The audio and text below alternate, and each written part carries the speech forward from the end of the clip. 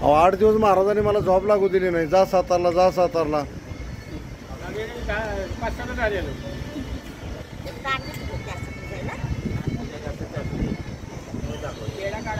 मी तुम्हाला बोललो ना घ्यायची म्हणलो घ्यायची.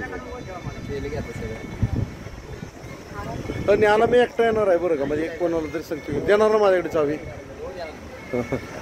त्याचं पुन्हा आणखीन